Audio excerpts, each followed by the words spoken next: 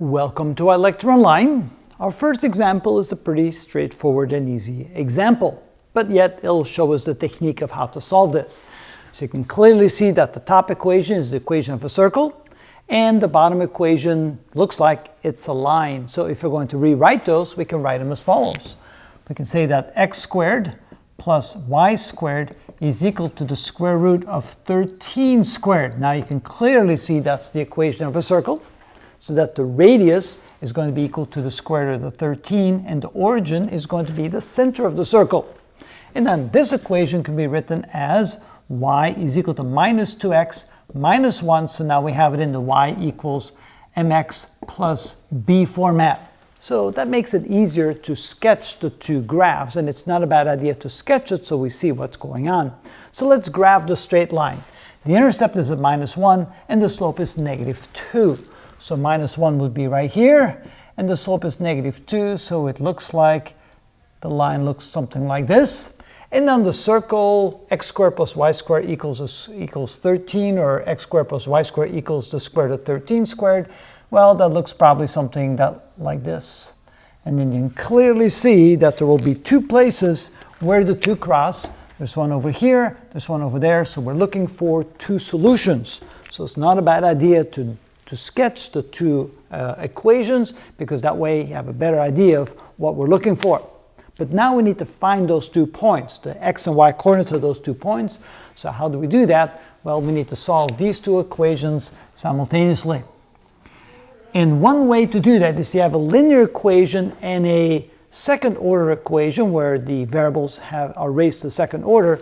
You can solve the one equation for one of the variables in terms of the other, like we do over here, and now substitute that into the first equation to eliminate one of the variables. So what we're going to do here is we're going to write this as x squared plus, instead of y, we're going to write minus 2x minus 1 quantity squared. Okay. Yeah, minus or plus. Doesn't matter, since we're squaring it, doesn't matter if they're negative or positive. And then that is equal to 13. All right, so let's go ahead and carry on and see what this is equal to. So this becomes x squared plus negative 2x squared. That gives me plus 4x squared. Twice the product of these two. The product would be plus 2x times 2 would be plus 4x. And the negative 1 squared is plus 1. And that equals 13. And notice now we have a quadratic equation which we can solve for x. Let's move everything over to one side and collect common terms. So this together will become 5x squared plus 4x plus 1 minus 13 is equal to 0. Then collecting common terms again, we have 5x squared plus 4x minus 12 is equal to 0. Okay, and that we can solve using the quadratic formula. We may be able to factor it, but hey, let's just use the quadratic formula, see what we get. So that means that a is equal to 5, b is equal to 4, and c is equal to minus 12. So let's plug that into our equation. We can say that x is equal to plus or minus b. Oh, no, not plus or minus b. Minus b plus or minus the square root of b squared minus 4ac all divided by 2a. All right, x is equal to negative b is 4, so we get minus 4, plus or minus the square root of b squared, which is going to be 4 squared, which is 16, minus 4 times a times c, which is minus 12, all divided by 2a, which is 10. So we have x is equal to minus 4 plus or minus the square root. Minus times minus is plus. 20 times 12, that's 240, plus 16, that's 256, divided by 10. And luckily, we can take the square root of 256, so we get x is equal to minus 4, plus or minus, that would be 16, divided by 10. And so now we have our one solution, x is equal to minus 4, plus 16, divided by 10, or x is equal to minus 4 minus 16 divided by 10. So the first solution is, that would be 12 divided by 10, which is 1.2, or here we get x equal to minus 20 divided by 10, which is equal to, or x is equal to minus 2. So we're not done yet. We've only found the x-coordinate of these 2 points. So you clearly see that this one is x equals 1.2, and this one is equal to x equals negative 2. Now we need to find the corresponding y-coordinate. And we can do that by using this equation right here. That makes it a little bit easier. So for x equals 1.2, we can say that y, when x equals 1.2, is equal to minus 2 times 1.2 minus 1, which is minus 2.4 minus 1, which is minus 3.4.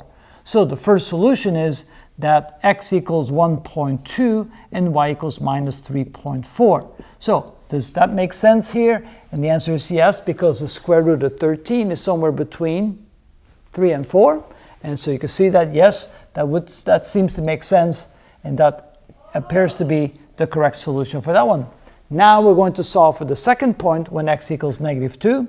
So when x equals negative 2, we can say that y, when x equals negative 2, is equal to negative 2 times negative 2 minus 1.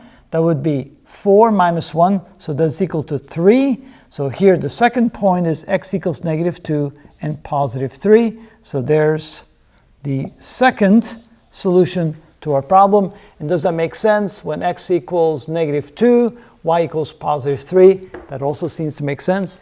And so therefore, these are the two solutions to our problem. That's what we mean by solving two equations or a system of equations, even if one or more of them are nonlinear. And that is how it's done. You know, you're going to make your life a whole lot easier if you just factor it right away instead of using the quadratic equation. Now, if you are smart enough and you use the FOIL method, you know immediately it was factorable. All right, so let's factor the problem. All right, I'm going to get rid of some of this. I go. Mm-hmm.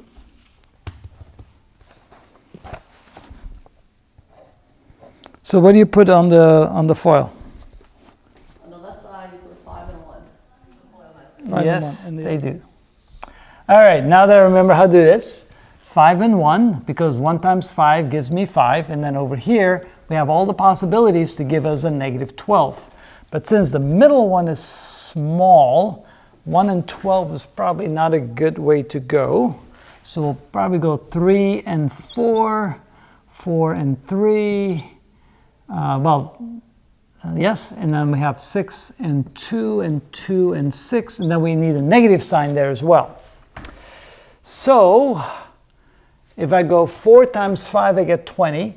3 times 5, I get 15. 2 times 5, I get 10. And 6 times 5, I get 30. Remember, the middle term, we need a 4.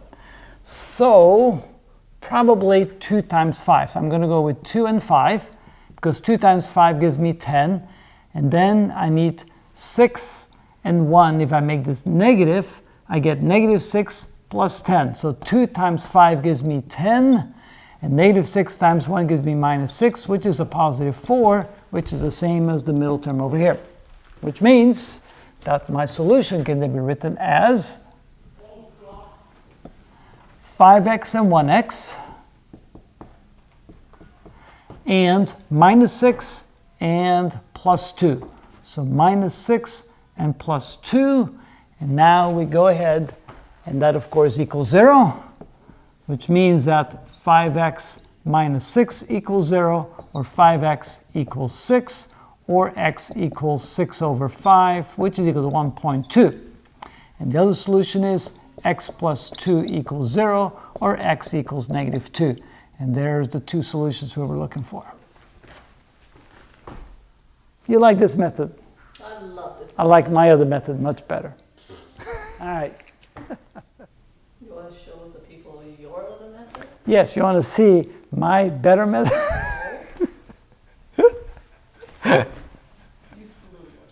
So what I would do is I'd take this and split into two middle terms. So end up with 5x squared minus 12 equals 0. And now we need two middle terms. The middle terms are such that the product is equal to 5 and the sum is equal to plus 4. No, the product will be the product of these two. So the product is equal to 5 times the negative 12 or negative 60, and the sum is equal to a positive 4. So the negative number is bigger than the positive number by 4. The positive number is 4 bigger than the negative number. So for example, 5, let's see here, 5 and negative 1, 6 and negative 2, 7 and negative 3, and so forth.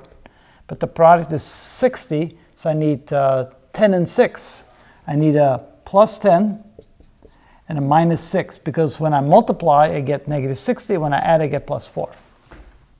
So this becomes plus 10x minus 6x. When you add these two together, you get 4x again. Now you group them by 2, and you factor out here a 5x. So we have a 5x times x plus 2, and here you factor out a negative 6, and you end up with x plus 2 is equal to 0. And so that means that 5x minus 6 times x plus 2 equals 0. And then you do this exact same thing. Then here you can say that 5x minus 6 equals 0, or x plus 2 equals 0. So here you get 5x equals 6, or x equals 6 over 5, which is 1.2. And here you get x equals negative 2. So I like this method much better. On the right side there. Well, it's the reason why it's different, that here, since the sum is 4, you're looking for two numbers that differ by 4, and the positive one is 4 bigger than the negative one. So you go 5, negative 1, 6, negative 2, 7, negative 3, 8, negative 4. With the foil, the same thing. You're doing the same thing. I like this one better.